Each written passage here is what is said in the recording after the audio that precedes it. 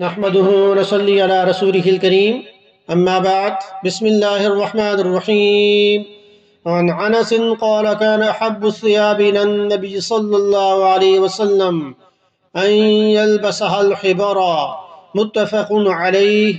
حضرت انس رضی اللہ عنہ کہتے ہیں کہ نبی اکرم صلی اللہ علیہ وسلم کو سب کپڑوں میں پہننے کے لیے حبرا چادر سب سے زیادہ پسند تھی۔